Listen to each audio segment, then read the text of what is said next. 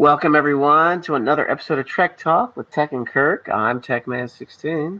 And I'm TechMan16. And I'm Chopped Liver. I'm Strange Kirk. That's a new one. How does that feel? Feels pretty great. Feels a little weird. I'm sure it does. All right, who else we got up here? MadamStarGazer, how you doing? I'm doing good. How you guys doing? Excellent for a Sunday morning. And PoorCoercion, what's up, buddy? Not much. Trying to avoid going to work. Right. What do you do on a Sunday? It's work. Drive trucks. Gotcha. Yeah. Yep. I'd It never ends. I'd avoid that too. You guys, I'm assuming you guys have a massive load, right? That you, it keeps increasing. Yeah, we stay busy. Yeah. Yeah, I actually, for the majority of all my shipments, I use Sprinter vans. So we could get around all those DOT regulations. Yeah, that's the way to do it if you can, if it fits your needs. Yeah, because we're not shipping like tons of pallets. We're shipping maybe one pallet at a time. So it makes no sense to go LTL. If I need to get it there faster, I'll just Sprinter van it to its destination. And everybody else in the audience is like, "What in the fuck are you talking about?" Yeah, trucking is a very complicated business. So is selling organs. According to Tech, you need a Sprinter van. Sprinter vans, actually, speaking of which, that is a more preferred method of moving organs. Like if you need it for a hospital, somebody dies and you need the organ to transplant into somebody. The thing about DOT or the Department of Transportation, and PoorCoercion can jump in any time, is that nowadays most modern trucks are digitized, and so if you have to take breaks at specific times, and if you don't take those breaks, you lose them, and then you get chided over not taking your breaks. Oh, yeah. Yeah, a single driver that goes over his hours, he could be put out of service, meaning you got to park where the hell you are. So that's why it's common with becoming more common with big trucks to have teams so that you can run nonstop, basically. Yes. Yeah, exactly. Yeah, because at my building, there was a guy parked right in front of the dock. He's like right in front of the dock. Nobody can get in or out.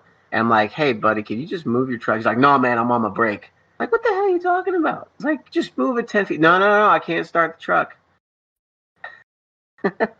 Now that guy's just being a douche because you can still, depending on the device he has, have different limits. And there's also legal limits. But you can still move even when you're off duty. And you can do what's called a personal conveyance, where it's just regular driving, but you're off duty.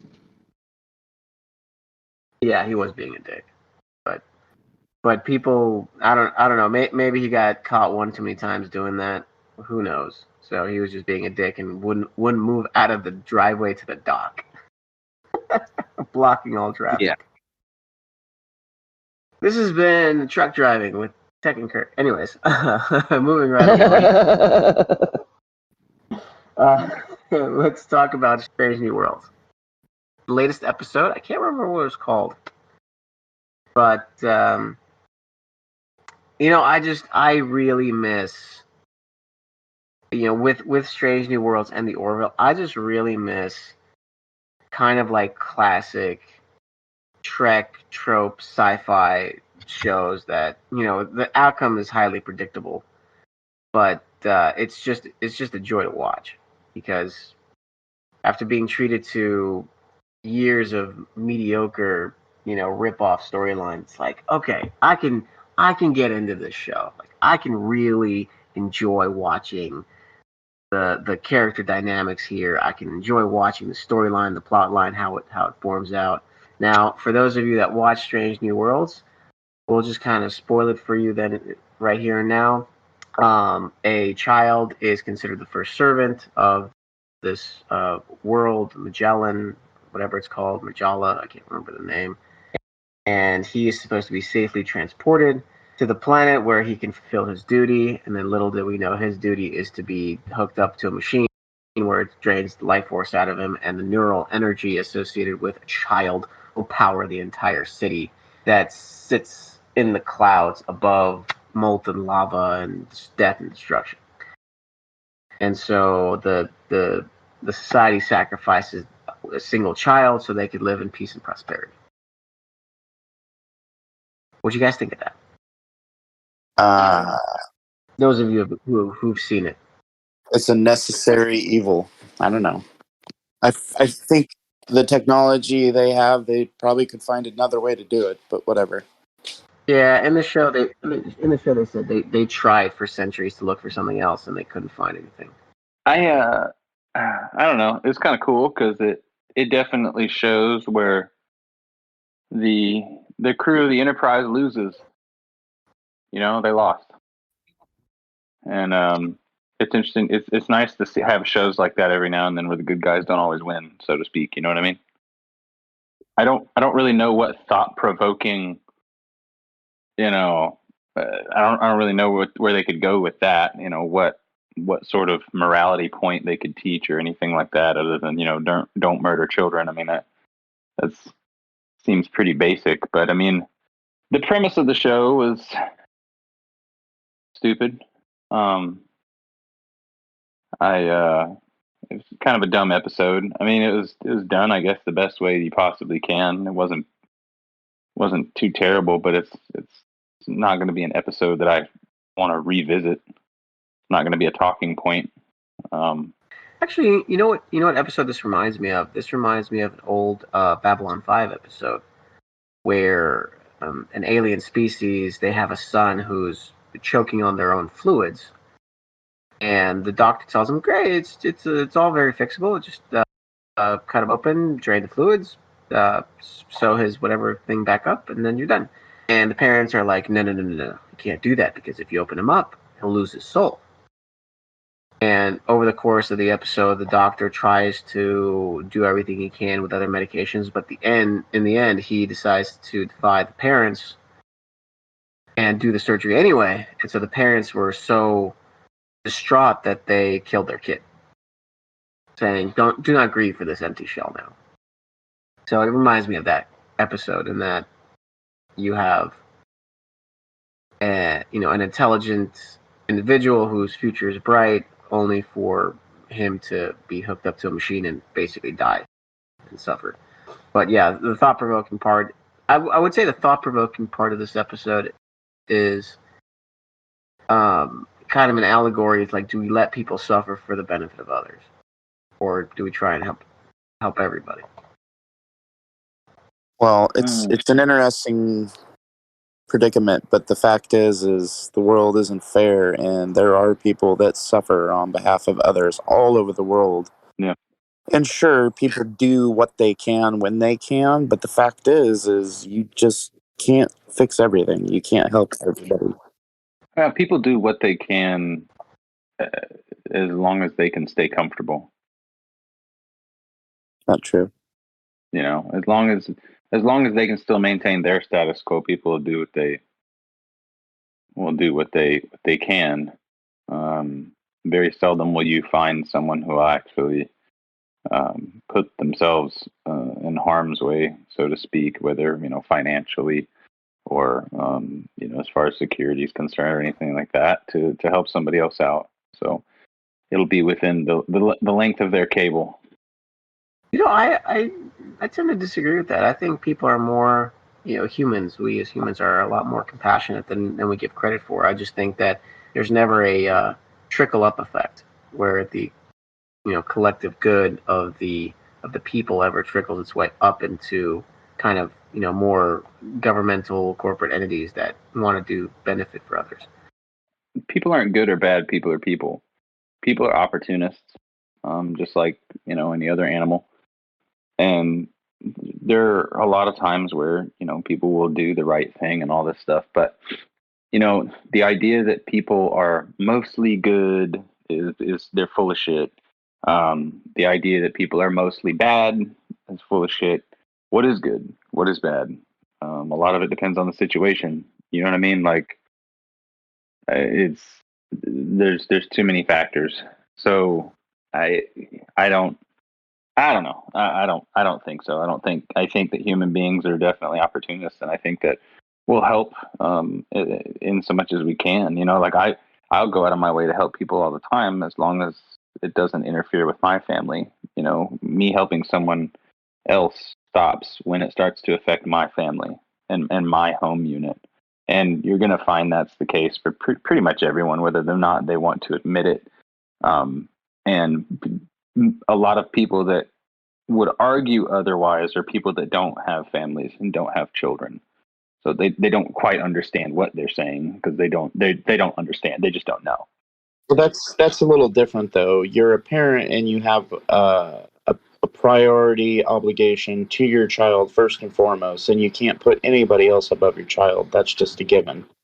Well, no. What I'm saying is that a lot of people there's a difference between theory and there's a difference in practice, right? Like I've done both. Like in theory, I would love to do all these things, and then in practice, I've done a lot of good things for people. I've given people a couple $100s out of my bank account so they could have a freaking hotel to stay at because it was below freezing. Like I've done all of these things, and but at the same time, I did those things because I had the ability to, where it did not affect me.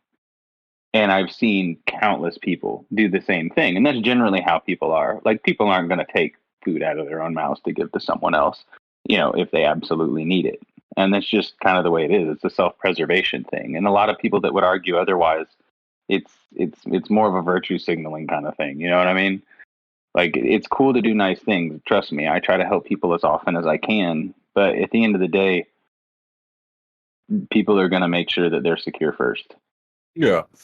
People generally, there are a few people out there who are just ridiculously altruistic, sometimes to their detriment. But generally, people are, as good as they can be without it negatively impacting themselves, which is still, and yes, good can be defined a lot of many ways, but it does still kind of allude to generally, if they're able to, people tend to be good. Like if it's not going to harm them or be problematic for them, they'll give you a hand. But people can also be ruthlessly ridiculous, especially based on religion, which I don't know. Going back to what you were mentioning, I think some of that could be the writer's attempts to illuminate that fact by showing someone else with beliefs that aren't ours being as equally ridiculous, because certain religions even today will execute people who have, well, females specifically, that have too much of it. Like there are some terrible things that can happen. Yeah, I don't want to get too religious into it, but I think what they're trying to illuminate is that as much as people tend to try to kind of be good and decent as long as they can be, sometimes structures that we put around ourselves allow us to be, or even indoctrinate us to be, exceptionally cruel for no particularly good reason. That's what I meant when I said people themselves generally would want to help. It just doesn't trickle up into more established organizations. Yeah, it goes, but is not right. The American way is greed is good. Yeah, but it's fundamentally like greed actually ends up being more detrimental holistically than good. Yeah. Not to sound like a commie, because I don't believe in communism, but we consistently go overboard with greed, like too much, like things like, deregulate. Well, sometimes you need regulations to prevent harm in the first place, rather than, sure, maybe the market would fix itself if 10,000 babies died because you put out truly horrible, baby formula. But shouldn't we actually just kind of try and nip that in the bud ahead of time? Like, a lot of people love to say nothing should be regulated, but sometimes a certain degree of regulation can be beneficial. I don't know that I've ever heard anybody say nothing should be regulated. That's crazy. Have you never met a libertarian? Yeah, there's plenty of people out there with their made up pipe dream bullshit. Most sensible people, libertarian or not, are going to agree that some regulation is good. It's over-regulation that's the problem. Yeah, it's amazing. Some of these people, they'll jump out and drive on the highway and call 911 and a fire department if their house catches on fire, but they don't think they should have to pay taxes. It's fucking hilarious. Yeah, I know. They drive me nuts. That's people that know better, but they're choosing to be ignorant on purpose. Anyway, sorry, Tech, we hijacked your point. That goes a little off topic, yeah. Anyways. Fuck libertarians. Fuck them all. Yeah, well. I had to stop myself because I wanted to say a bunch of things. But anyways, going back to Star Trek here. We'll say them for you, don't worry. No, I don't think never mind. Go ahead, say it. No, feel free, man. No, spill it out, man. Just come on. Catharsis. Let it out. Catharsis sounds like a sequel to a video game. Catharsis 2, The Unburdening. That's exactly. The Unburdening. Yeah. Yeah, unburden yourself, man. Just going back to Star Trek. Are there any libertarians in Star Trek? I don't think so. Heck, you're a stick in the mud. What? Yeah, even the Ferengi have a very corrupt governing body. Like, I don't think Star Trek really represents libertarians. No, it doesn't. Anyways, there was a throwaway line during that episode where the whatever she was, the Alora woman, she did say, "Can you honestly say that children don't suffer for the benefit of the Federation?" I was kind of thinking, I thought the Federation was a utopia. I don't think there was poverty in the Federation, but yeah, she was making up all those points, and I was like, the Federation is literally socialism. And it's supposed to be a working version of socialism where everybody's fed and everybody gets a piece of the pie. And you know what I mean? Well, an uncorrupt socialism. So, I don't understand. Of course, these are the same people who pretended that we knew everything about the Gorn. So, it's just another one of those things. Or how a descendant of Khan Noonien Singh is actually on the Enterprise before they meet Khan. Yeah, I know. Well, I mean, if you really start to dig into even think about Khan, like he supposedly rose to power during the eugenics wars in like the late 90s or something. But think about that's what 2, maybe 3 generations of breeding max to create that level of superhuman. Like, you'd think we would have accidentally created that somewhere with the billions of people by now. Like, it's just, there's some unrealistic timelines there as well. So they fudge a lot of things. But I still love Star Trek. I think what we're getting to is that in the original episode, Space Seed, Khan and Kirk are unaware of, they're aware of Khan, but they're not aware that he was around. They thought he perished, and then they found him. Oh, right, true. But then, with Strange New Worlds, you have a descendant of Khan Noonien Singh serving aboard the Enterprise, and that just would have went into a moment of like, oh, here's Khan, get rid of him now. Don't even entertain the idea. Get rid of him. That should have been the episode Space Seed, not let's entertain this man. 30 seconds of them going onto the sleeper ship and them going, oh, all right, target with some photon torpedoes and go ahead and blow that up. That's not it's not the first thing they've retconned and screwed up, but that goes back to with Picard and like the Guinan thing, for example. Well, that had some plausibility because it would have disrupted a time loop, right? So Picard had to be in the future to come back to the past to warn Guinan in the 19th century. But because of the divergence, that future never existed, so Picard never went back. We want to be all nerdy about it. They bungled that up too. Yes, I agree. So in the future, you wouldn't have known that. You wouldn't have known the word 10 forward because that future never would have existed on the Enterprise D. So that when she's located at 10 Forward Avenue, it wouldn't make sense. But yeah, they kind of bungled that all up. Right. I guess that would be a question of, okay, what that happened in TNG is still technically canon now that they've changed the timelines. Because if you considered it all still canon, then he had already met Guinan still from, the whole Data's head in San Francisco and all that shit. But if we just say, oh, all those things are no longer canon, then what did Picard even actually accomplish? Like, should he, like, who the fuck is he? Like, I don't, yeah, it's. Well, he's the guy that conquered Martok's head, right? And all the heads of all the other people, Cardassian and all that shit. Yeah. What I don't understand is even if, say, Picard went really aggressive and humanity was super aggressive regarding all the other alien species, how could they have gone to the point where they're so aggressive and so militant that they actually could take down the entire Borg collective? That's something I never understood. That's what I was thinking.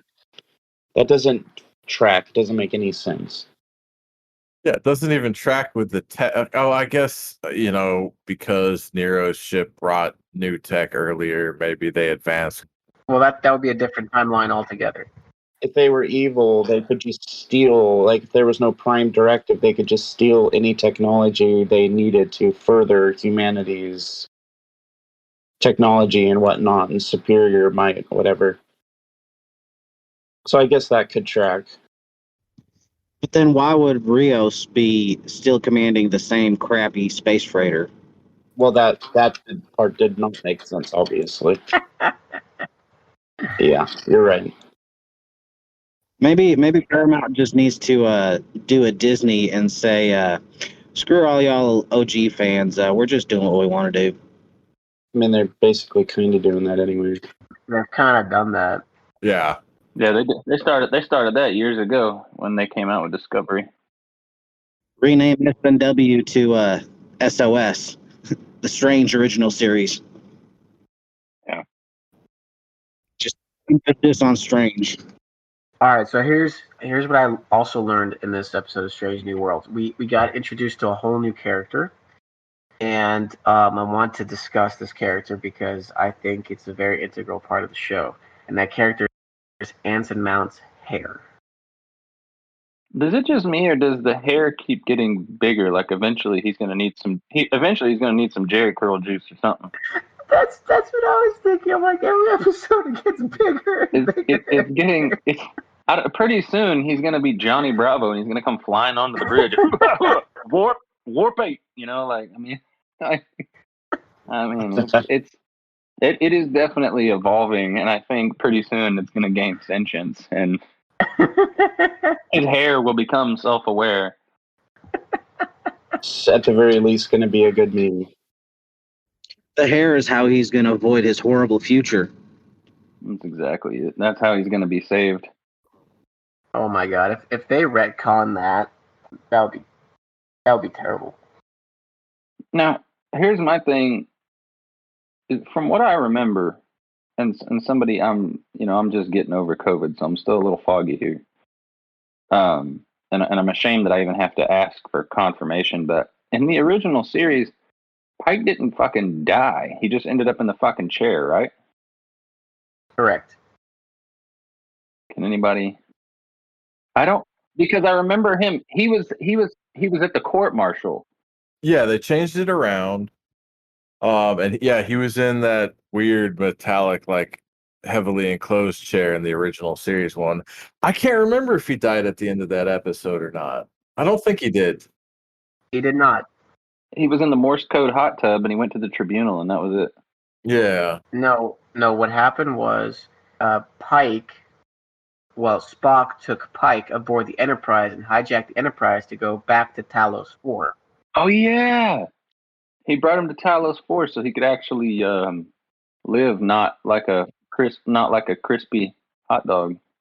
Exactly, because the Talosians, if they were able to visually repair Vina, as they were unfamiliar with human physiology, they also visually repaired Pike so that Pike would live out the rest of his life with Vina. Yeah, yeah. That's what I was saying. He didn't die, so that's another thing that they changed. No. They never said he died. No, in Discovery, when he was on Borath and looking at the Klingon time crystal, it showed him back in that chair with his face disfigured. With the beep. But he says in Strange New Worlds he knows his death. No, he never says he knows his death. He knows his future, and he's going to be in an accident that will cripple him. He never talks about dying. That's true. I don't know. I'm definitely take your word for it. You're a mega nerd. He only talks about he's going to have an accident that would, end your life. What does that mean to some people? It means dying. Other people feel like he's not going to be useful at all. So he's in the prime of his career, and then 10 years later, he knows he's going to end up in a chair saving a bunch of kids. Well, that's what's going to happen. Either way, there's a lot of funny things in the show that we've seen that are sort of like moot points, right? Like, yeah, Pike, his being in Starfleet ends, but we know he goes on to live and the Talosians and all that stuff. And then we see Spock and T'Pring fighting for their marriage, and we know that shit's gonna end anyway. Like, it's just a bunch of like, man, if you only knew what the future holds, you'd probably calm down a bit. Right, the future in the 1960s. Your future is in the 1960s. With big flashy red buttons and people just flipping switches randomly. So, anyway. Mr. Sulu ahead, warp factor 4. Hi, Captain. Warp factor 4. They really did have. They had so many blinking lights all the time. Like, how could you even?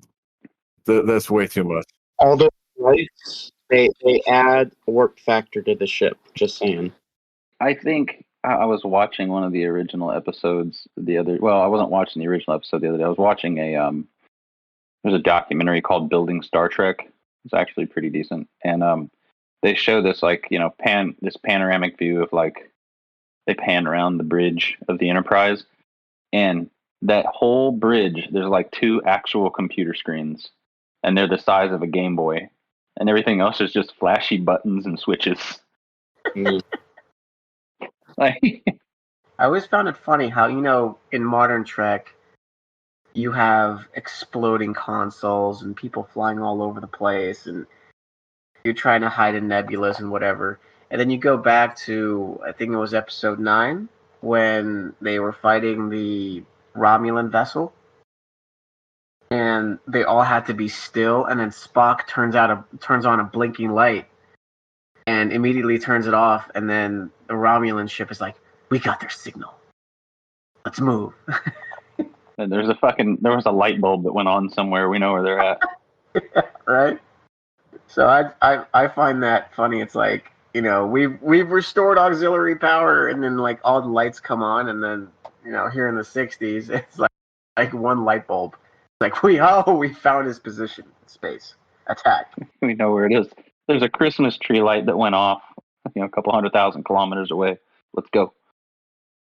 Well, they had a limited budget for that show. That show actually did not do well when it came out. It was one of those in syndication. In syndication is where Star Trek became popular. I mean, they had a big campaign after season 2 when they thought they were going to cancel it. They had a big campaign, and people were picketing and writing letters and calling the vice president in NBC or wherever, and all this different shit, or wherever the hell it was, I can't remember, but or CBS rather, or whatever. And they were just going on and on and on and on.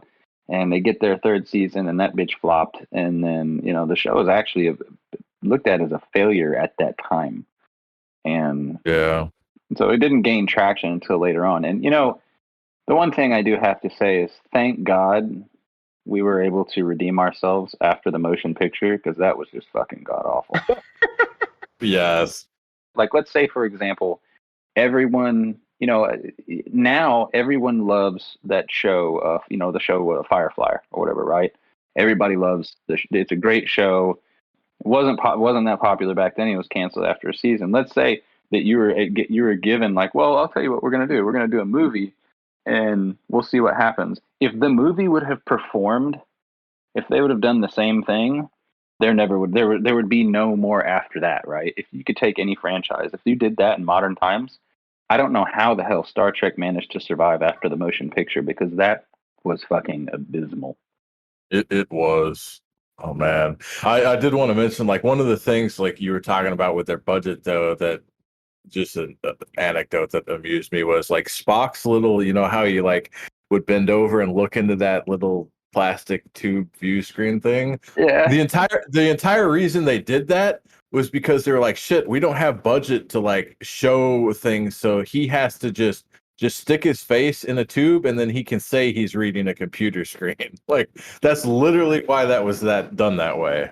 Yeah, there was a lot of stuff. I mean, they did a good job with what they had, except for the episode where they literally put on a Velcro hat on a fucking poodle or a Yorkie or whatever the fuck that was. That was terrible. But I mean, they did a great job with what they had, with the budget they had and what was available.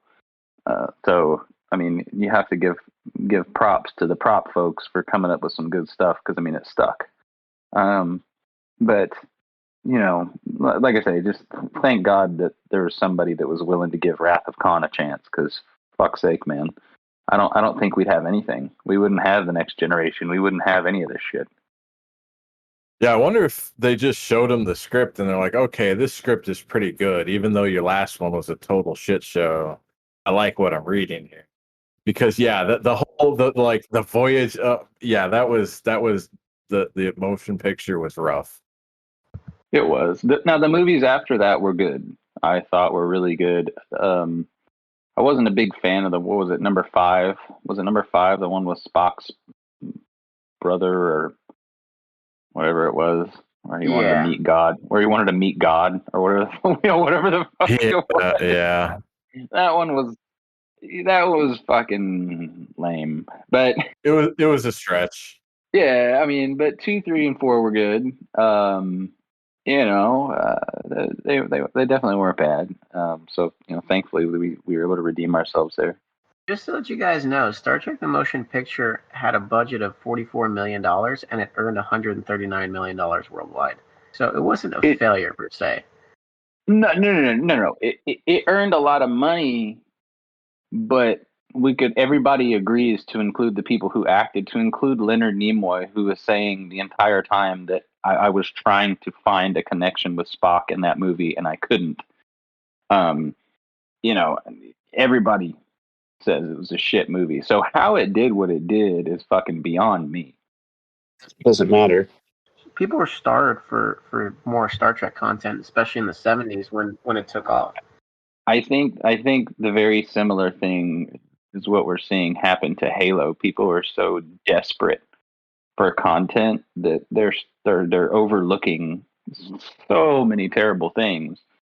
Oh, that TV show's pretty good. Oh yeah, your face is pretty good. Shut the fuck up. So, they're overlooking so many things because it's like, I don't care. At least we have something. I'm just to use text phrase. You're just so starved for content that you're just like, what? Something new? I don't care. I don't care what it's made, but with claymation, cool. That's great. That sounds great. That's where I draw the line. Claymation? Yeah. Actually, that would be. Can you imagine a Star Trek like in the style of Celebrity Deathmatch? Didn't Robot Chicken do that? Yeah, they did. Didn't the original series do that? I mean, Kirk fighting the Gorn was practically claymation. Can you imagine the swamp ass whoever that was in the Gorn costume had? Oh God, yeah, because out in the California, no, thank you. Fuck's sake, man, that was rough. Anyway, Strat, you're up here. What's up, man? What do you got to say? Hey, thanks for having me up here.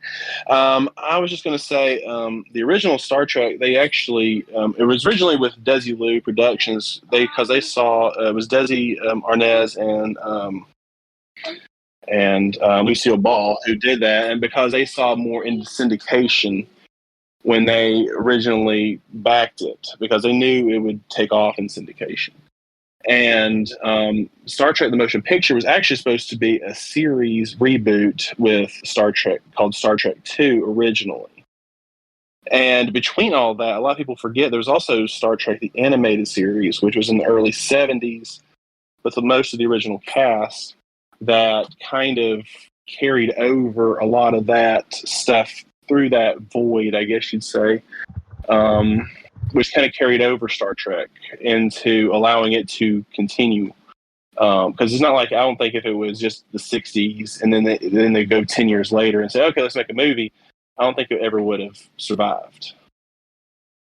The animated series, I actually enjoy the animated series, which is probably a little strange to some people, but I actually enjoy it just because of how outrageous it is. You know, you got cat people on the bridge and plants and 50-foot tall Spock, and it's I don't know. It was so outrageous. It definitely reminded me of the Yellow Submarine or something.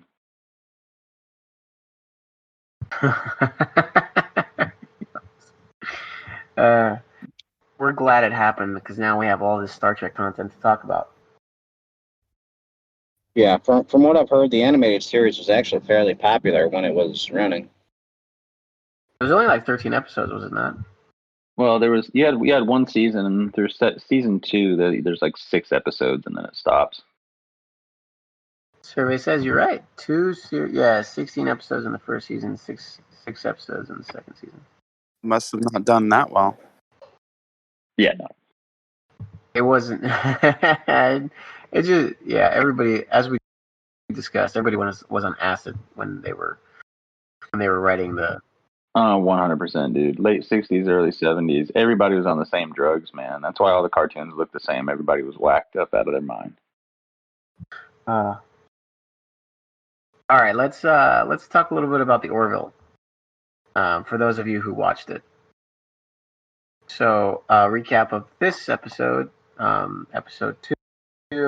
It was more of a, I guess you could call it a horror episode. Admiral Christie, who is a chief negotiator, comes on board to negotiate a deal with the Krill to use their passage so they could get into unexplored space. This Admiral Christie used to be married to Dr. Finn over 25 years ago. And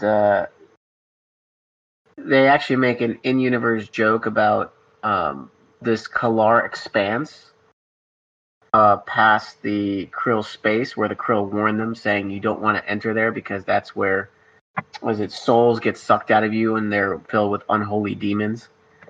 To which the crew of the Orville respond with, okay, they're just crazy religious nuts. So let's just go explore anyway.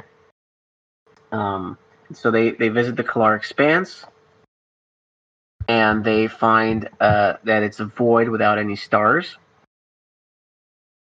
And they realize that there's only one piece of, it's like a space station, and it accepts things in there, and then this microbacterial spores start turning the crew into these bug-like creatures. And eventually these bug-like creatures are expelled from the ship. The main one that was infected was Dr. Admiral Christie.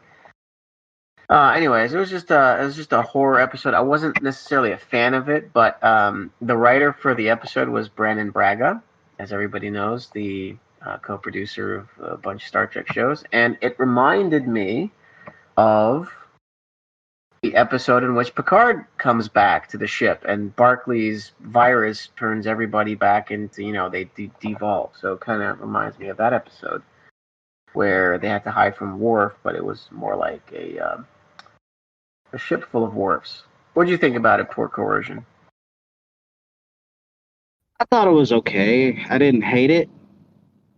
It struck again one of the things I hate about modern TV and film is that the dark scenes are so freaking dark, literally.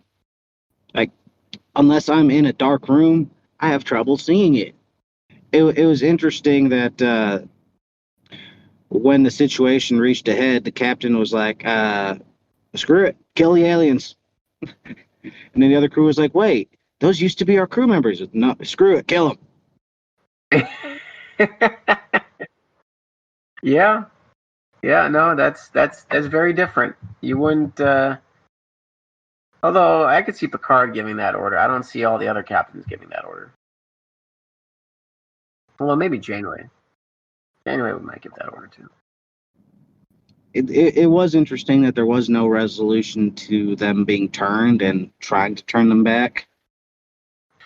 You know what I think is I really hope to believe that this is kind of a plot point that will be used later on.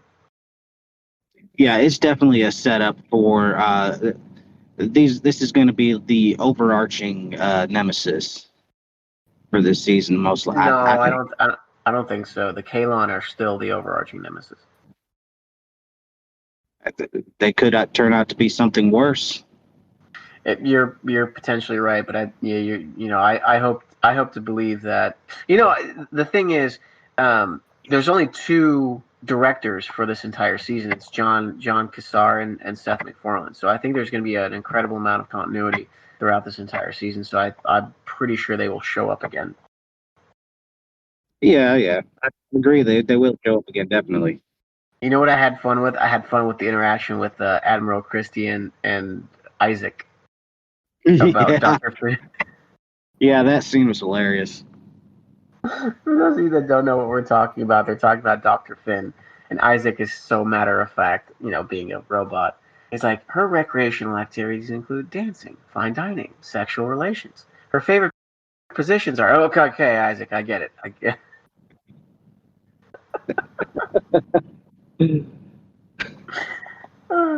That's too funny. Yeah, that part was great. Yeah, unfortunately, if I had to nitpick, it's like, why did you go onto a space station with no environmental suits so that you could be sprayed with this, nanovirus, and why didn't you try to isolate it way back when, and all these other things that are not protocol, but it's expected sci-fi. Like I've expected it. This is it was supposed to be a horror show. It's supposed to shock you. And I was okay with that. But it wasn't the best. I think their season 1 episode was much better than. So I'm hoping for season 3 or episode 3 rather. Yeah, it's still good. I'm definitely looking forward to more. I just got to remember that it's out on Wednesdays now. Is it? I thought it was out on Thursdays. I'm pretty sure they're releasing it on Wednesdays. I could be wrong. Let's check. Season 3.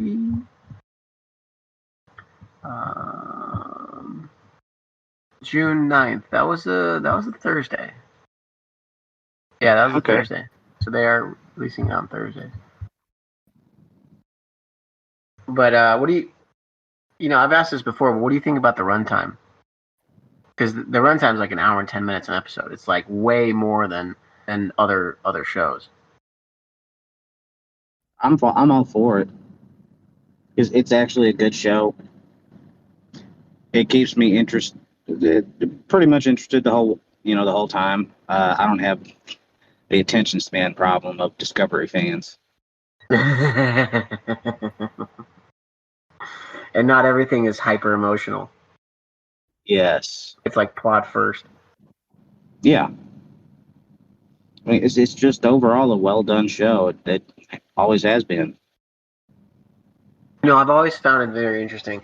Back in the 60s, Star Trek, the original series, was always, 50 minutes, 52 minutes, because the commercial time was a lot less. And then as you got into the 90s, all the shows were about 43-minute runtimes, 44-minute runtimes. So just to see a show that's an hour and 9-minute runtime compared to 40, I mean, that's significant. I mean, that's 20 extra minutes worth of content that you got to fill.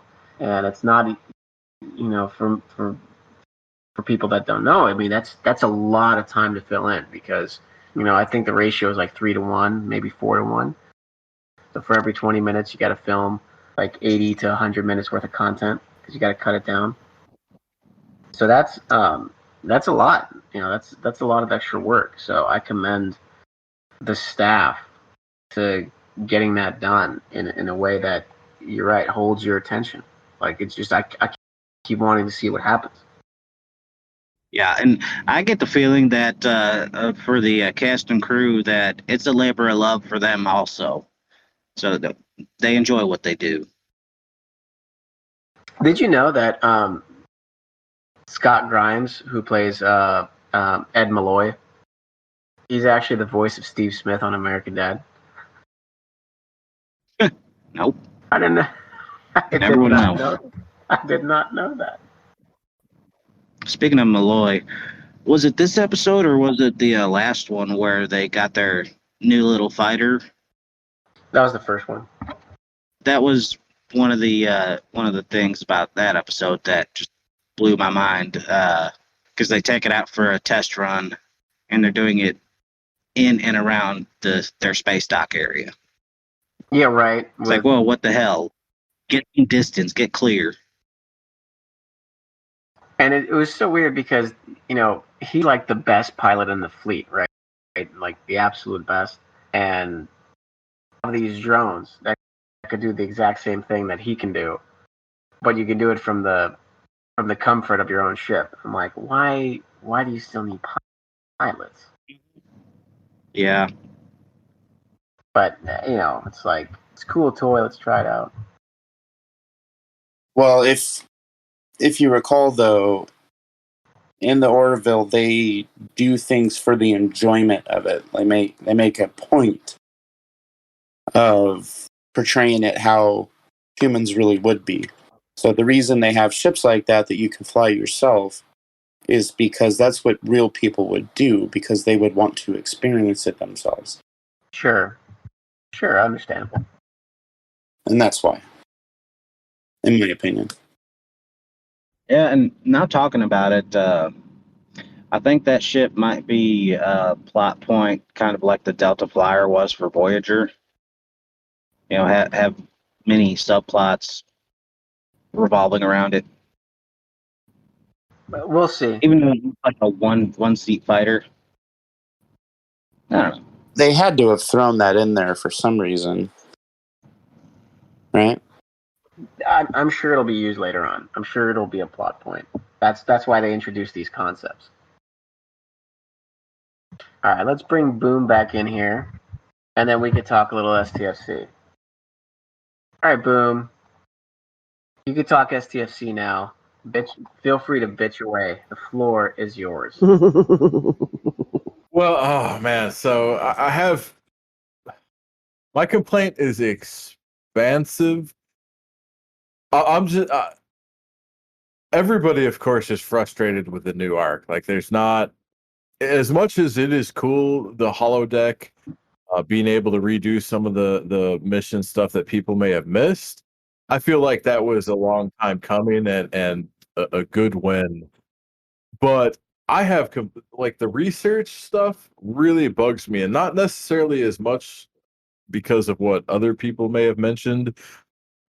Just in terms of how weak some of the research is and for its cost. I really look at it just as what's frustrating me with the game lately is I'm getting a little tired of the way that they continually, they push you to interact and they push you to make these purchases and to accrue these resources.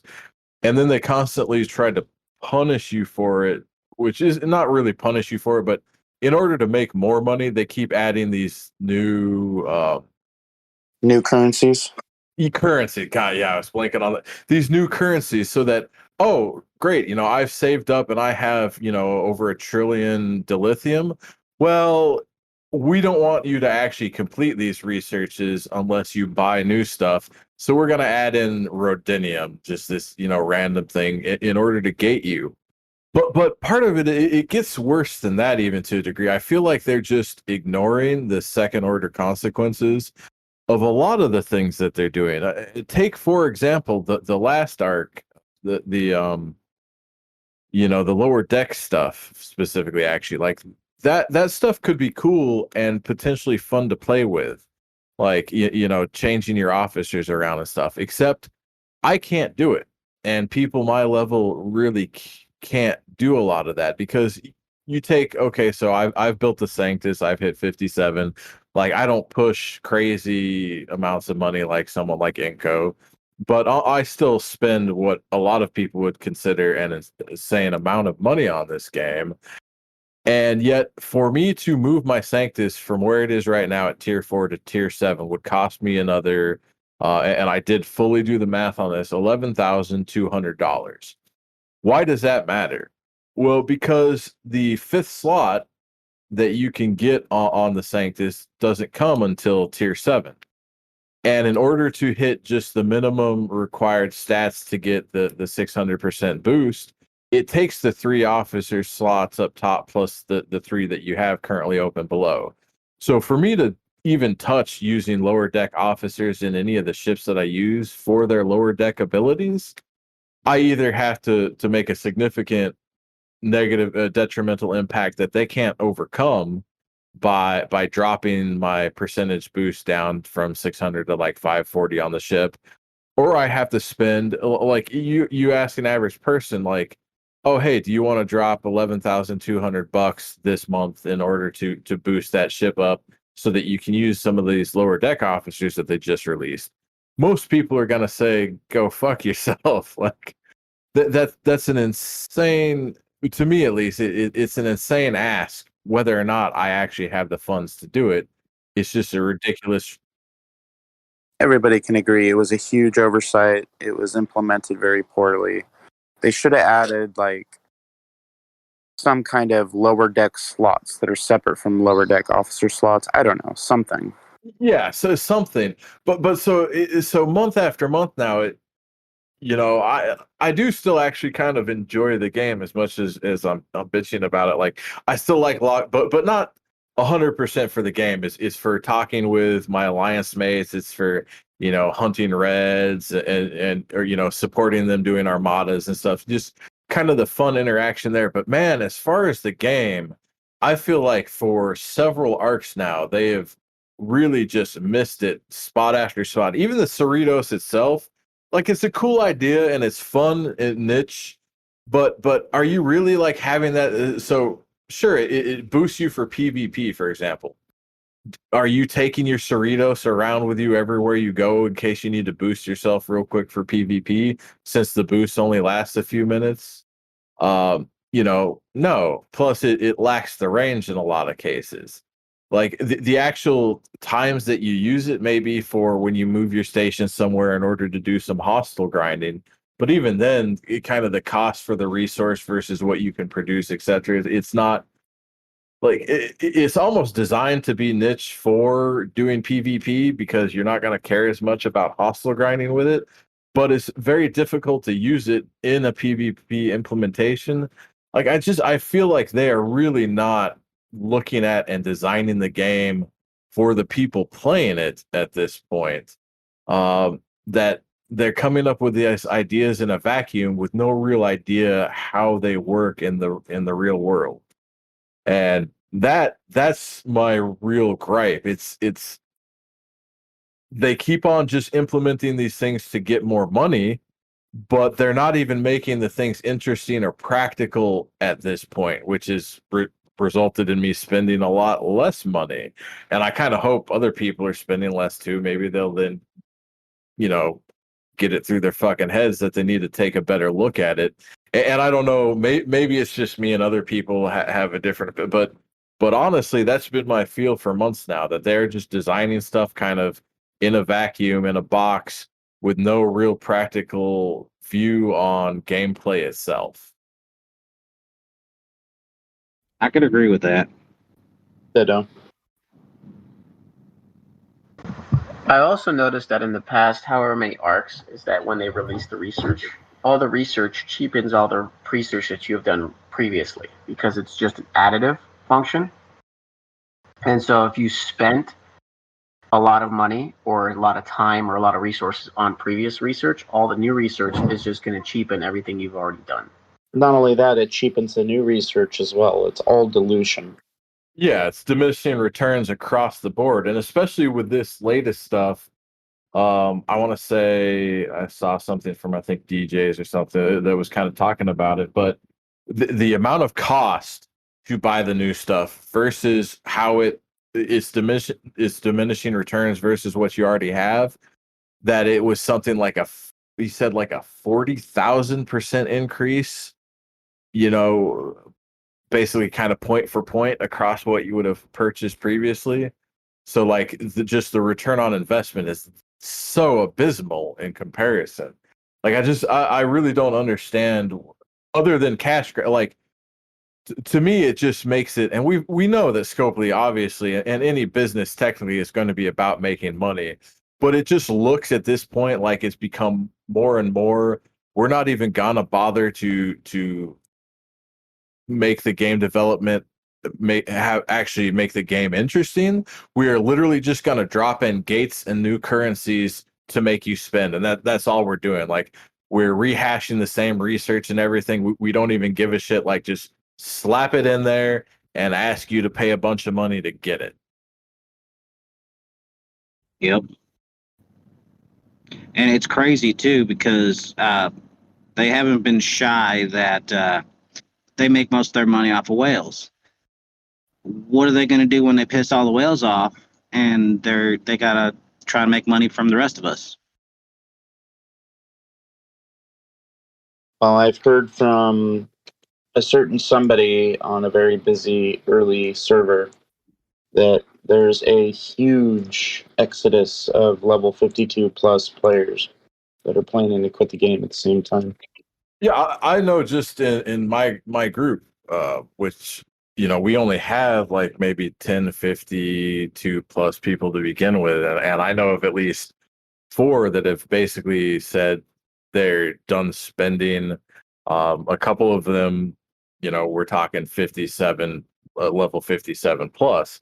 So like these are relatively significant spenders, and they're saying they're not fully walking away yet, but I have seen how they've literally stopped spending, and we're talking guys that, you know, would drop 4 or 5 grand a month, and now you see when you look at you know that the little items from Alliance members having purchased stuff, they're just gone from the list period, and that is just diminished so much in terms of across the board. Like I used to log in every day and I'd have, you know, there'd be like 99 plus and you'd have to go through. And now I'm seeing I'll get like 3, 5, like people are not spending, which again is to me, hopefully a good thing if Scopely can right the ship.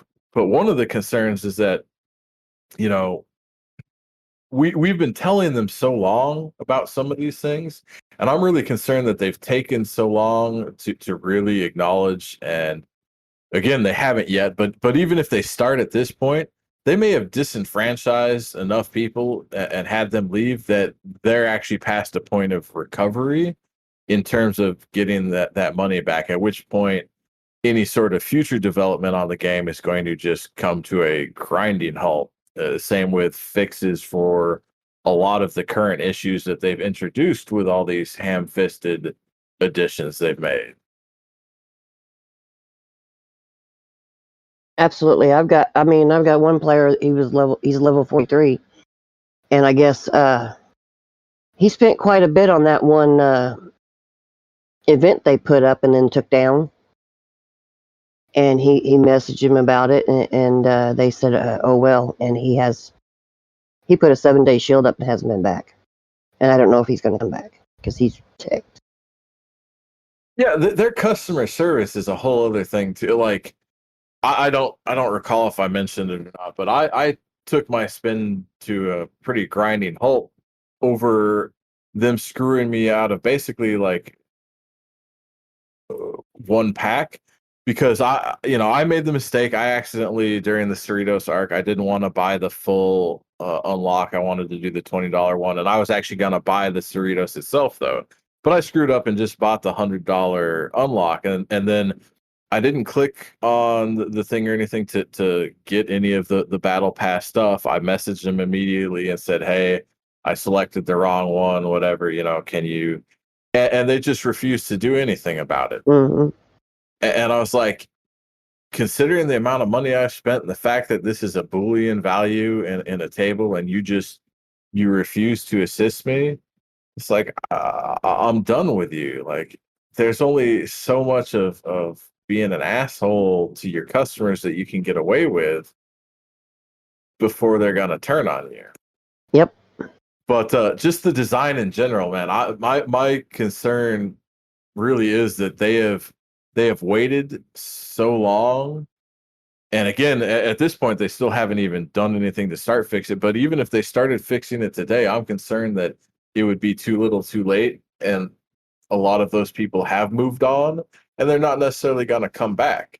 And so, yes, where are you going to get your money from at that point? And where is specifically in order to continue to make the improvements that you honestly need to do in the game? Exactly, because he was a very big spender, very big. He said they're not going to get no more money from me. He said, I said, okie dokie. Exactly.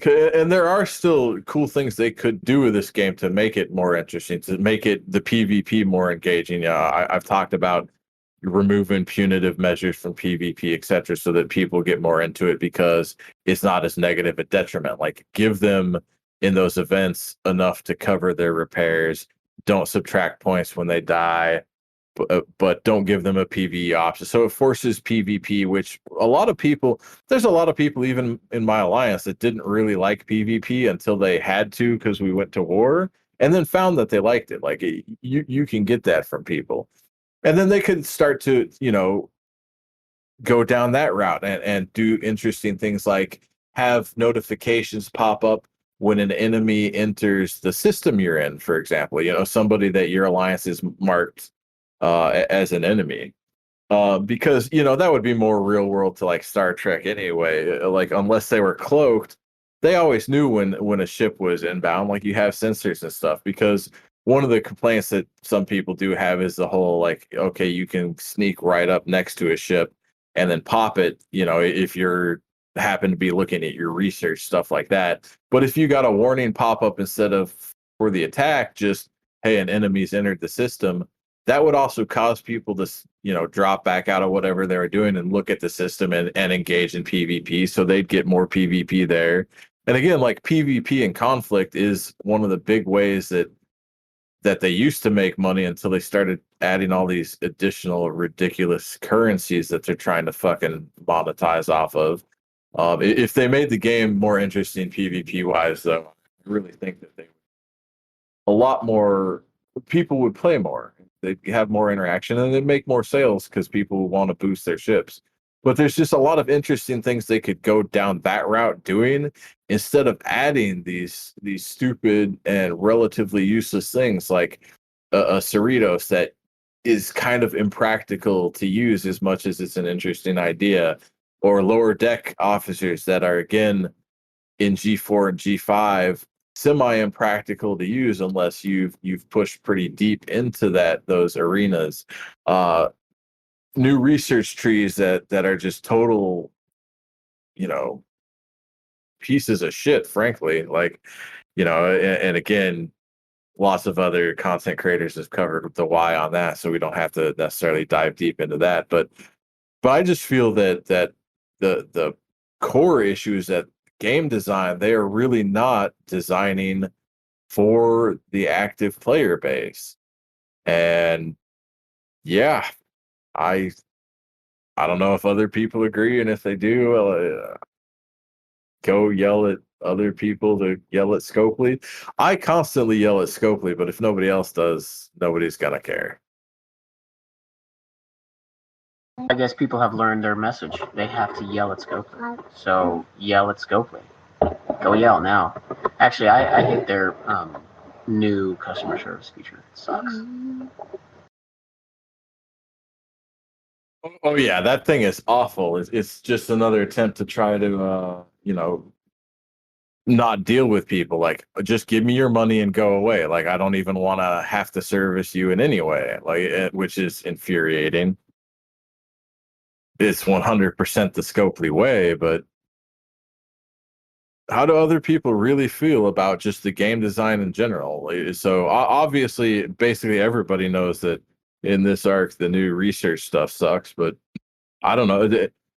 Am I just coming at this from a negative space and other people think some of this stuff has been really cool and fun, or does nobody even want to talk about this shit? No, there's a reason why. Like, I've been looking. I've been actively searching for months for like a new game with some social, where I still can get some social interaction, and I can still sort of have that, community. You kind of that sense of community, without the other bullshit that comes along with it. Having to spend bajillion dollars just to be able to be somewhat competitive, and it's really hard to find. I mean, like, I've recently started playing the new Diablo game, but I mean that's another, you pay money, you get better shit. But there's definitely something there. There's definitely something there. I don't know if it's going to be something that I can latch onto, but like, for example, this arc, I don't really play. It's just when I log in, it's depressing. I see all those things, and I log in, I see all these buttons I have to mash, and it's to the point where I don't even want to hit the refine button. I don't even want to push buttons in the game. Like, I log in and I try my best to do the events, but it's gotten to the point now where I log in and I look at the events and like my stomach churns and I'm like, ugh, fuck. It's not even fun anymore. And so many people I feel like are staying with the game because I've already spent all this amount of money, or, it's what I know and it's what I'm used to. I've been doing it for a long time, so I'll just do it, and I'll do it, for another 6 months or whatever the case may be. And I mean, it's just not fun anymore.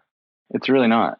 It's monotony, and there's no community that's worth putting myself through that anymore. See, I'm 50-50 with you there, because for me, at least, still currently, it's fun despite the game design. So it's fun because we still have some conflicts going, etc. They're not necessarily, but I can still, we can chat with people, and hunt, and plan on territory evictions and stuff. So like, there's still an engaging and fun social part there. And I guess that's kind of game design, but I mean that's game design from ages ago. Just being able to mark someone enemy, and then even territory is pretty old at this point. Although territory eviction is just kind of a side symptom of having a conflict. But really, so to me, it's getting on, and we start to do the hunting, and then just shooting the shit and chat. That sort of thing is what makes it fun. The gameplay is just kind of secondary. But they could make it so much more, like, it could be better. It could be more interesting. Like, instead of the game part itself being a drag of, oh fuck, I gotta go, if I want to get these resources, I need to grind those hostels or do that part, which is really not fun. They could try to lessen a little bit, and they could make it more rewarding to be a little bit more interactive, even a little more PvP based, as I said, because I think this game would be better with a little more PvP focus. That could just be my take, but still.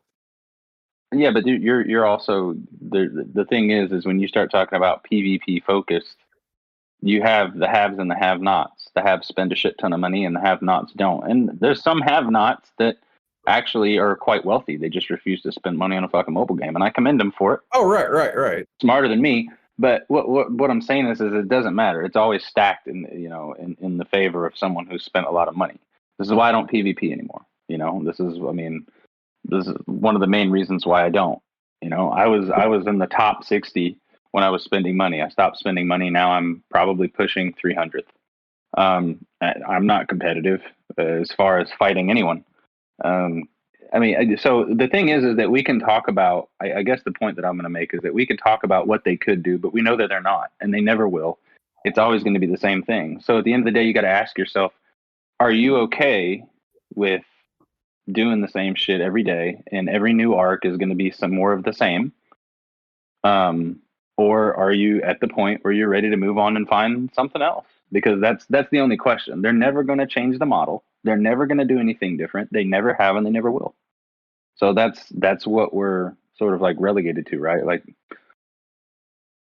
maybe I haven't given up hope yet, and what I mean by that is you're right. That's how it has always been. But people are hitting that point of being so fed up. They'll either accept that it's not working anymore and they have to update the model, or maybe they'll just say, okay, we got the money we could out of this. We'll just let it, die out and call it a day and not invest anything in it, which there's a realistic chance that's what they do. well, I tell you, the same people that have been spending money are the same people who are still spending money. They can bitch, they can bitch over here, but over here they're still spending money, because I see the alliance gifts and I see the same people who are saying this is stupid and that's stupid. I see the same people, they're still spending money. So as long as you continue to spend money, they're not going to change anything, and people are going to continue to spend money. It's not going to stop. The people that I've talked to that are complaining about content have stopped spending. And the people that really don't complain about the content are still spending. But I've noticed the opposite, personally. I've noticed just a drastic drop overall in Alliance spending. Like the Alliance gifts has dropped sharply, especially with this arc, but it had been trailing downward a bit. I did also want to interject real quick, like the level thing in PvP. I have a 37 alt, which some people might say is crazy. But I have a 37 alt that I PvP with, and I have good fun with that too, even though, some people will smack the shit out of it. But I hunt who I can hit with it, and then, I try to kind of evade those I can't, because I find even that entertaining. For me, PvP, I don't always have to be the top dog to have fun with it. So I don't know, like it can depend for who you are. Like now, obviously, if obviously, yes, like my level 57 account, there's really nobody on the server that I can't handle, and so I know I can always go back to that. So maybe I don't experience the same frustration as some others might who don't have that option to get into a big account and no longer be manhandled by someone with a grudge or whatever. But I don't know. I still have fun with the PvP regardless of which account I'm playing, and I still have fun with the PvP in general. I mean, and it's not to say that people still can't have fun with the game, but that's why I presented. You know what the formula is. It's the same formula that they're using and that they've been using, that they're going to continue to use. So the real question is are you okay with that? Because that's what your foreseeable future is. And for me, it's gotten to the point where it's not even fun anymore. It's just the same thing. There's no difference.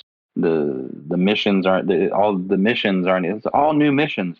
There's nothing new about it. You go to a system, you click a button, you give somebody some resources, or you fight a ship, and then recall to your station. It's the same formula over and over and over and over again. And if people are okay with that, then that's fine. Like, for example, my wife and I, we play the Pokemon games. It's pretty much, well, they actually have changed the formula quite a bit over the past couple games, but it's basically the same formula. You start out with nothing, you build up your creatures or whatever, you go around and collect the things, and you get to the end of the game and you beat the big boss and you finish the game. And then you go back and try to collect all the pocket monsters. Like, it's the same formula. And we enjoy that. We enjoy that because every new iteration, it's a new place. There's new things to see. There's some different items. So there's enough difference to make it interesting for us. And if people, and very similar to this game, if every arc people are okay, they're okay with the exact same formula, but just the faces and the items have changed, then there's nothing wrong with that. If people like what they like, you know. But I think, in my opinion, for us to think that they're going to do any different, I think is silly, in my opinion. Could they? I mean, I don't know. I'm not I can't predict the future, but it's been the same story month after month, year after year. And I personally don't think it's going to change. And I know I'm not alone in that. I think it's less likely that they won't change than they will, or at least by the time it does change, it'll be like another year. They'll have let out so many players and it'll almost be indistinguishable from the game it is today. But I have not 100% just written it off as they absolutely won't, because they do have because of the IP Star Trek, like there are people that love it. And so if enough people voice frustration and stop spending, they could realistically, in order to milk that IP for more value, take a long, hard look at what they're doing and make some changes. And I'm still hopeful that they do. I'm not saying it is likely.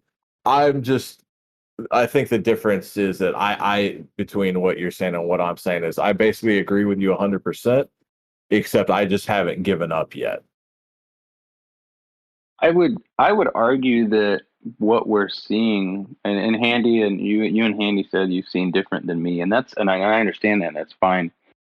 But one thing that we need to keep into account, and for the interest of science, right? We're talking about scientific data, is that our sample size is very small. It's just the servers that we play on. Also, for example, our server is a bit of an older server, so our server being as old as it is, you have people that have been playing for a while, and sometimes people just get sick of playing a game. You know, you got people out there that played freaking World of Warcraft for years, and one day they woke up and they were like, I don't feel like logging on today. And that was the beginning of the end. And so what happens is the longer you have a group of people engaged in something, the more likely it is that people are going to fall off. So how much of that is people actually being upset at the content, and how much of it is them saying they're upset at the content, but really, in actuality, the real reason they're stopped spending money is because they're kind of outgrowing the game. So we don't know. And what's going on other servers? Are they spending money? Are the younger servers hitting that stride where they're starting to spend money? Because we know every server has a particular point in time where they that spending starts to pick up based on the average level of your player, right? So, for sure. What is it looking like all over? Because you may have other places that are spending fucking hella money. You know, they might be where we're dropping off. They're picking up the slack and starting to spend even more money. Yeah. You know, we even see that in our servers when some of our big spenders start slacking off, and all of a sudden you get some guy who you used to kick the shit out of back in the day, and now all of a sudden he's like 10 levels higher than me, you know? So, you know, we see that as well. So who's to say? But like you say, I mean, you don't want to give up hope because, yeah, it is. Star Trek's a huge name, and, you know, it's obviously a good cash cow, but I'd really be interested to see what their numbers are, because Lord knows they made a shit ton during COVID, but now I'd be really interested to see what the revenue is now, because I just don't see it. I think people are spending more now than they did during COVID. That's what I see. Handy, I actually agree with you. I think that now, because, you know, everybody's back to work and they got all the money to spend, now they can play catch up. Now I can finally get that Enterprise A. Now I can finally get, you know, whatever the case may be. So I might be with you on that one. I could definitely see that being the case. Yeah, I mean, on the private VIP server, whatever the fuck they call it, I actually asked around a bit. I just wanted to get the feel from other people what they were seeing, and I imagine because there was a lot of negativity that was there, that there's certainly some bias in the answering, but a lot of people were telling me that they've seen a pretty significant reduction in spend by the way of alliance gifts and stuff in their alliances. And so I honestly really hope that Scopely's taking it in the shorts this month monetarily for this property, so that they have to take a long, hard look.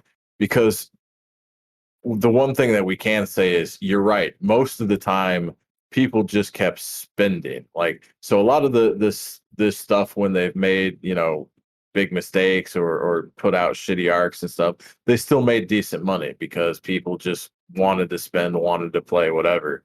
But there's been a lot of frustration voiced with this one, and a lot of people are at least claiming that they're not spending. And the personal, what I can actually for sure see has been, at least in my alliance, a reduction in spend. I don't know if that's truly universal or not, but I hope they're taking it in the fucking shorts.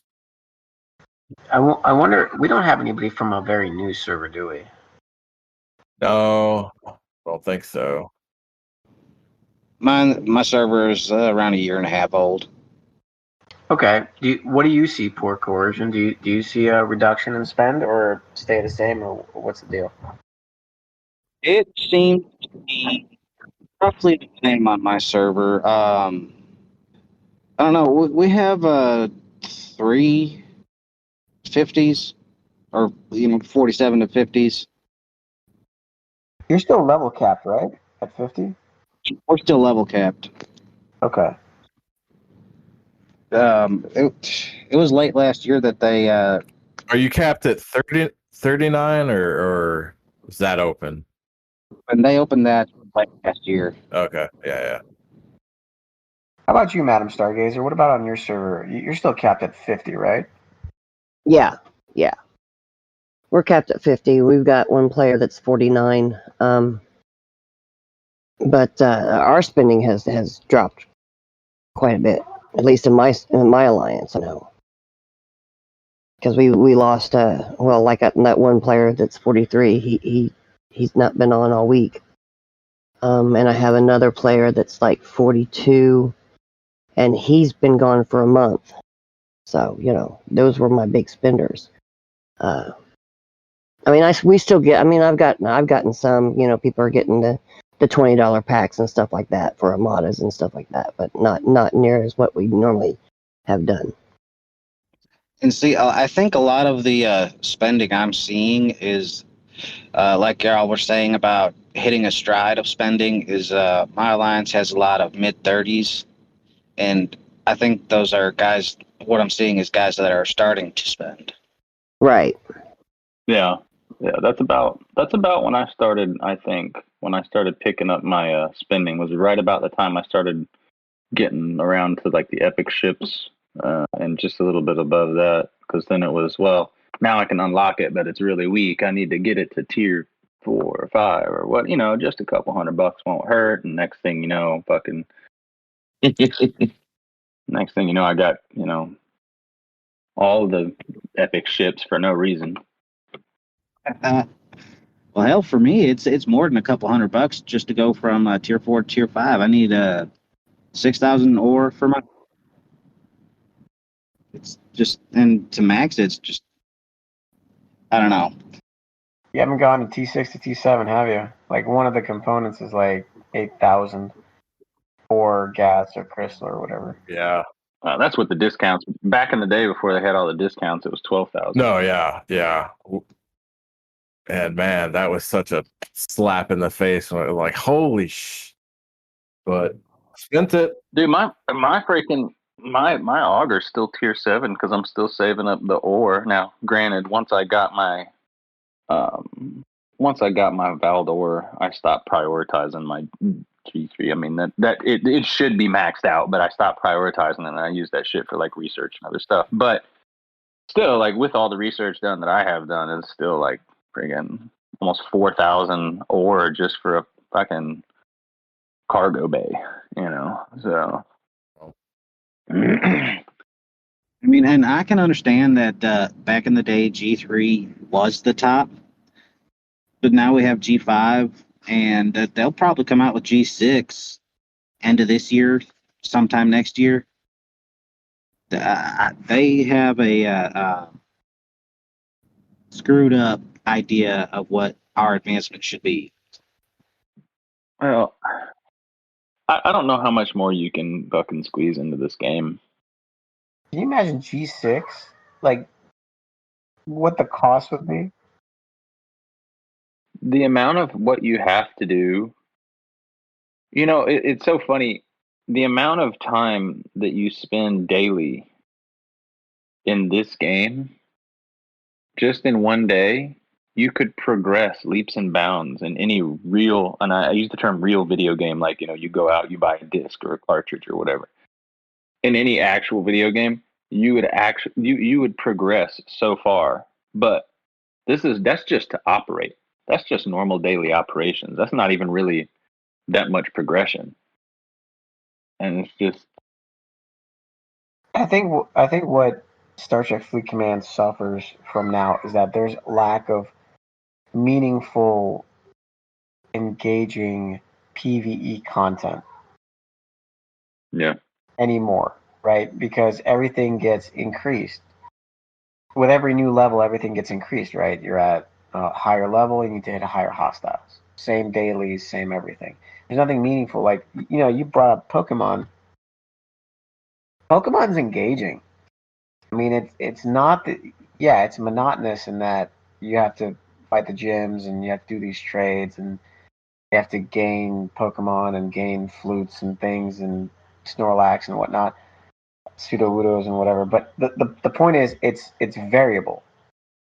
It's variable enough where it's RPG and you play it how you want to play it in the order that you want to play it. There's nothing engaging like that in Star Trek Fleet Command anymore. But they could do it is the crazy thing. Like, they could actually implement systems where you could, do like retraining for your officers and shift their stats slightly if you wanted. Like, not they can't imbalance it too much, but like you could kind of, key things a little bit this way or that way.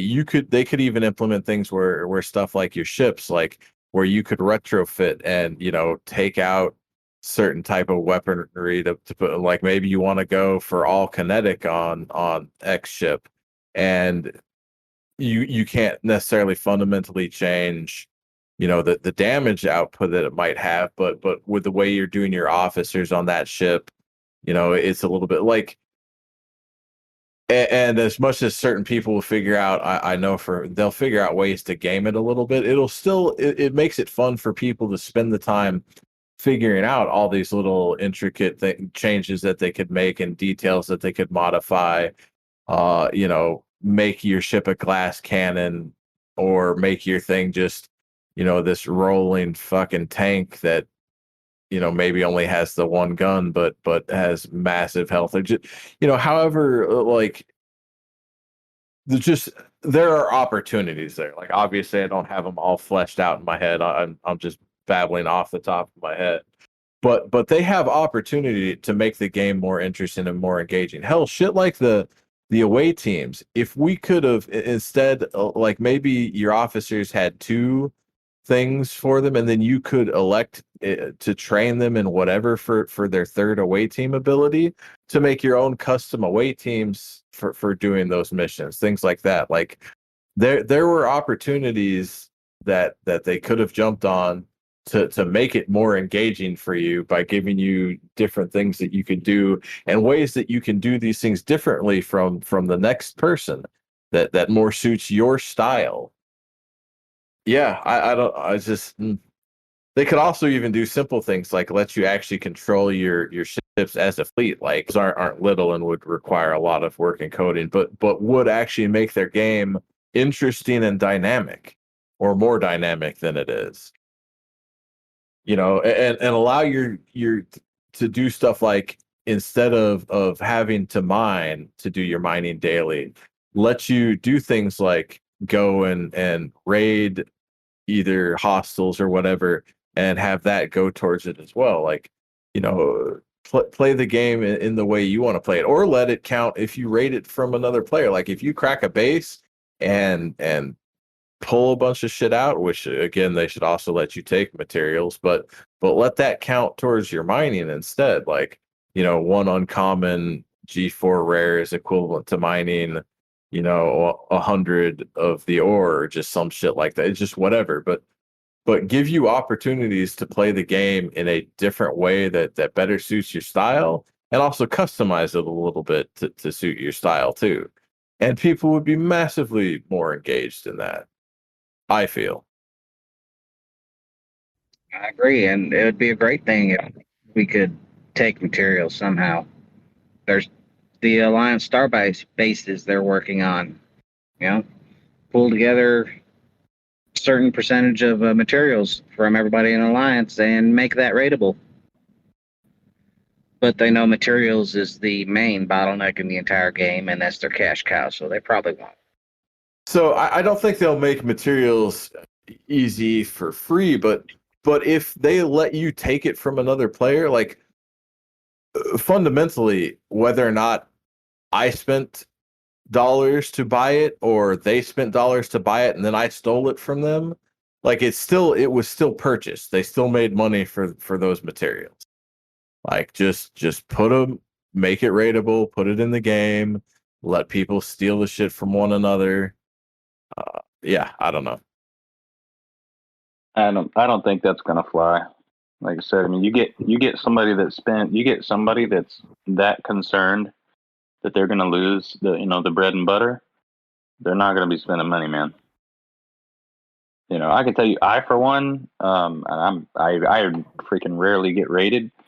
I for one definitely wouldn't spend any fucking money. I mean, I'm a small sample size, of course, so I don't speak for everyone, but I know I'm not alone. There's going to be a lot of people that are going to be like, "Oh yeah, no, we're not doing that." Now everything, because now it's too real. You can get some RSS taken, that's one thing, but now you start to get the whole reason why I'm clicking the authorized spend button. Now I lose all that. They're not gonna do that.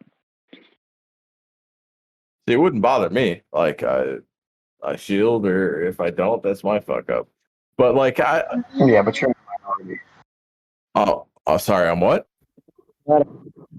You're in the minority. If you can get your mats rated, then you would see an almost immediate amount of spend go to zero. I think you'd see the same amount of spend and more PvP. And like if you get rated, like this is what I'm talking about with engagement. And maybe I'm wrong, but in my mind, what I would see is, okay, you got rated and lost 1,000 of your ore, instead of like today where you don't do shit for ore. That's sort of like, instead now I'm going, oh, I need to get this back, and I'm looking for somebody else to hit. And as people are starting to look and actually looking for bases in earnest, because right now what you get from a base, like the RSS that you get is useful, but you don't really need that par steel and titanium and dilithium in a lot of cases. Like it's nice, but people don't hunt bases in earnest the way that they may have at the beginning of the game. And I think if you could get those resources, then you would, and people would just go after each other more. And I don't know. Like you said, you're probably right. I guess people would probably just close the wallets, but in my mind, I envisioned it as people would be like, oh shit, they just took 200 of my stuff. I got to go hit somebody else. And so people are on more. They're engaged. They're either hunting to replace, hunting to try to spend less actual cash, or they're, I don't know. I got nothing. I think the game was more fun and more engaging when there were no shields and the stakes weren't as high. So like somebody that had 1 million titanium, that was a lot. And then you could regenerate that 1 million titanium if you just took a while to click those buttons on your generators. But now with the stakes being really high, like absolutely high, then the amount that people spend for PvP is not worth it because there's not enough engaging content in PvP. Like there is no, like unless for personal, dick swinging, there's no advantage to PvP in the game. There's really none. But they could fix that. That's part of my point. Like PvP. Yeah, but that's you're wishful thinking there. They're not going to, because most people that play the game aren't PvP oriented. They're just not. Most people are PvE oriented. I think most people are PvE oriented because they haven't really experienced the PvP in depth, because it can be fun. But I mean, also they don't have to be. Like I'm not saying that PvP like make it an end all, but you can, again, like I was saying, things like, okay, you're mining daily, make it where you can PvP for it instead of mining it. Like don't, I'm not talking about a net change in what you can accrue per day or stuff like that. Not something where someone who's super active can game the system and just get a whole fuck ton more resources by PvPing other ships they find than someone else. But like make it a little more optional in how you do some of these things, so that some people that want a PvP can do it, instead of having it where it is right now, basically worthless, except for saying, haha, look at me on the power destroyer board, or just haha, I blew up your ship. Like I feel like they could make those changes to make it a little more dynamic without changing anything fundamentally in terms of the game balance of how you accrue resources and things of that nature. Because otherwise the game is so stagnant, especially like, and sure, it's whale problems, but going back to, okay, to do all this tiering on my Sanctus would cost, as much as you could get kind of a nearly new car, or a nice down payment on a new car or whatever. We're talking over 10 grand. But there's not much else for me to do either, because they haven't, like they added the new levels too quick, I felt, with the 50 to 60 or 51 to 60, and they didn't really focus on any sort of gameplay mechanic. So okay, it's super expensive to level each individual building or tear up my ship or stuff like that, but also what else do I have to do? Like the dailies are meh, and other, like, so I still feel like they should have focused on more interesting gameplay and games, stylistic stuff. Like let us do our dailies in different ways. Let us do things like train and retrain our officers and stuff to change their stats around a little bit to try new things. Let us swap out some weaponry on our ship, or even adjust, armor versus dodge. And so I don't know, but adds engaging things that gives us something to do during the long slog in between leveling up these different items. Because I feel like a lot of people, even in the 40s, like people on my server that are in their 40s, level 40s, it means that they weren't huge spenders, so they're instead trying to accrue this stuff the old-fashioned way. But it's just as hard for them. Like when they're not spending, it means it takes a long time in between doing stuff like, okay, I'm gonna get my Pelum now, or I'm gonna finally go from ops 44 to 45 or shit like that. And so it just, they have to focus on making something with the game more interesting than just this basic, okay, do your same old dailies where you blow up X number of hostiles and farm X number of stuff, and that's it. Let player ships marked as enemy count as hostiles, or let us again, like, let PvP in some way count towards mining, or do the reverse. Like,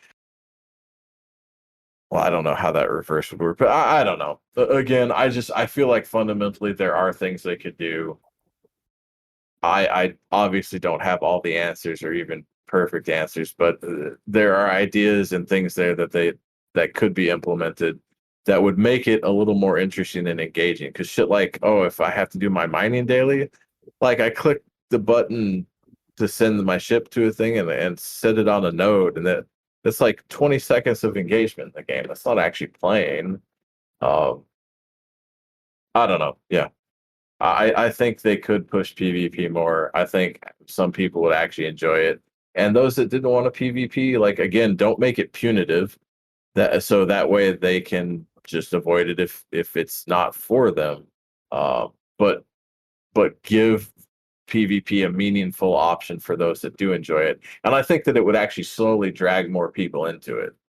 I just do. I've known so many people that didn't like PvP until they started it, and then they started enjoying it. Yeah, one of our guys was talking about that just recently, that a war we had recently, he wasn't much of a PvPer before that, but that pushed him over the edge, and now he's the most notorious player in our alliance.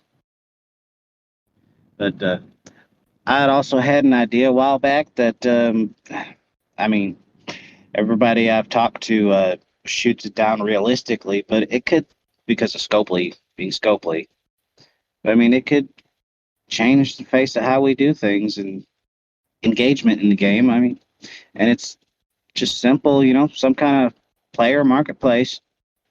You trade stuff, whatever. And here's the catch, though. There's trade routes. So your goods are physically sent out, and those ships can be pirated. Yeah, that I think that would be cool. Like, I think there are things that they could do. Like, there are creative things that they could do to make the game more than just fucking kill X number of these 3 types of hostiles and mine X amount of these couple of resources. Which is really all it is right now. And I mean, they even tried kind of with the away teams thing, but they made those missions so static and gave you no real ability to kind of like make unique away team groups and stuff. Like, you need these certain traits, etc. Like, I don't know. They have opportunity. They really do. There are things that they could do to vastly improve a lot of these different pieces of the game. And I just think that either they don't want to put the effort into it, or it hasn't been a priority, because what do they care? Up until now, we've been spending money hand over fist, and potentially people still are. It doesn't look like it to me, but who knows? Some of these other servers, maybe they're still throwing money at the game. All right. Anybody got anything else? Yeah, I'm curious what y'all think about the rewards for the ticketed events. Yeah. Meh. Yeah, it seemed kind of crap to me. I'm not personally excited about it in this arc. Were they better before? At times, I feel like they were slightly better, but also they give you at least enough for one ticketed thing a day. And so as far as that goes, then okay, it's just most of the time the ticketed event, whatever it is additive to something that I already have to do. So it feels almost like a bonus. But would I spend money on one of the ticket packs or whatever so that you can do multiple ticketed events per day? No. You get more return on investment from just buying an actual pack. You get slightly more for the ticketed events. I mean, you should get more if you're putting in all that work to do an event instead of just literally buying something. Yeah, but I mean, I look at the ticket events and like, I mean, you get 380 tickets, and of course, that's kind of like a pass where you're buying something that's going to take a long time to pay out, or like buying the monthly thing. yeah, but I mean, so my looking at one of the ticketed events. So like, if I did the combat training for Eclipse, if I added that on, I would get another 200, 300, so 400 million dilithium. Now, 400 million, you could do that 38 times. So it's, whatever that is, 400 times is 4 times 38. It ain't all that much. Yeah. So like, you would basically get 15 billion, 200 million dilithium if that's what I used it on. But that would be all that, because the ticket thing doesn't give me, a whole lot else. Like, yeah, looking at this, as far as the gas and stuff like that, sorry, actually, it would be double that. So it would be about 30 million, because they give you the tokens as well. But if I look at my research pack, it gives me more. It gives me more, like multiplying the 38 out of what I would get versus my, just a $99 research pack, the tickets aren't worth as much. I haven't done it for the Tritanium one yet. But I imagine even if it is worth more, it's not going to be significantly more. So, yeah. Anybody have any other thoughts? Well, that's about it. I don't think anybody's excited about this stuff. I could talk shit about a bunch of other alliances that piss me off, but Do it. The more war there is, the more people come to hear. But also, it is about 2 hours, so we could also wrap it up and talk shit next week, or I don't. Up to you guys. yeah, no, we need to wrap the episode up. Besides, I was thinking about doing a separate episode for that kind of stuff, anyways. Yeah, that'd be cool. Make Trek talk about Trek and the game talk about game. How many alliances are you pissed off with, Andy? Who do you think? Are the usual suspects? Yeah, Oh, well, that and certain things in my own alliance that I'm not going to talk about. But the point is it's just this game. Like, I caught myself last night getting really fucking angry, and then this morning I wake up and I'm thinking about how angry I was, and I'm like, this is fucking stupid. Like, why the fuck am I angry about this stupid shit? So, just taking this dumb game way too seriously. Yeah, I hear that. So, something we could consider doing could actually be, because, sometimes we have a lot of S45 stuff we talk about, or sometimes it's S34 drama. We could actually start to do just shorter episodes of specific server drama, and then that way maybe we can encourage other guest hosts to come on and literally just talk about their server drama, kind of similar to how you guys used to pull people on here before, but let it be a little more open for them or something. Yeah. Anyway, sorry, just random. I mean, it'd be fun. Really, really, truly, it's nice for people to be able to vent. Yeah. They feel better after. So it's therapeutic. Some people might get pissed off about hearing the vent, but at least for the people venting, it helps to talk about it, get some outside perspective. Well, and they can come back and vent. I see daily, there's thousands of people playing this game that are getting angry as fuck. We all know you're getting angry. We all see it. So talk about it. Don't act like it didn't happen, because we all see it. And you're not special. It happens to everybody. Everybody gets mad at this game, or people in it, more often than not. Yeah, man. Tech Man, he pisses me off with his gameplay so much. Yeah, I mean, what really pisses me off is when he doesn't shield. And I just feel the uncontrollable rage inside, and I need to force raid him until he shields. Wait, who is this that you got a force raid? I'm joking. I'm saying you. Oh, me, yeah. Oh, yeah. Yeah, feel free. I'm talking about particular bad actors that I spent hours talking to last night and explained in painful detail how force rating is not very nice, and finally he agreed. And yet, I also asked him if he could chill, and he brought up some things that he didn't like and was upset about. And I told him to work on those. Anyway, long story short, he went out raiding a couple hours later. And, a very high level player busting up, low level players with, 50 mil worth of dilithium, or not dilithium, car steel and shit like that. I just don't understand. Even if it's 50 billion or something. But for a level, you're in your mid upper 50s, what are you doing?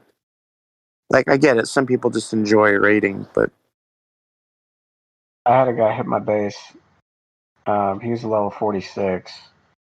I can't remember how much I had in my base, maybe like 100 million, just total overall. And he was hitting my base, and I just, anytime he would try to use his amalgam or any kind of miners, I just repair and blow him up. So he just quit using his miners and started using his Kelvin and his. It's just when somebody does that, it's like kicking somebody while they're on the ground and telling them, say, I'm your bitch and I'll stop kicking you. And they refuse. They say, no, I'm not going to say that shit. Fuck you. And so they keep kicking you while you're on the ground. That may be an extreme example, but that's the picture that pops in my head when I see some super high level player hitting a small player that has no resources to speak of. Be totally different if it was something that could actually help somebody, but rating is so broken in this game that, I mean, really high level players really should only be rating high level players, or people around the same level, maybe -5 levels or something. But you go lower than that, and these people just typically, there's always exceptions to the rule, but typically don't have enough resources to make it worth spending hours of your evening rating somebody for every nickel they have when it's like something that won't even repair the ships you used to fight off the people that showed up to defend.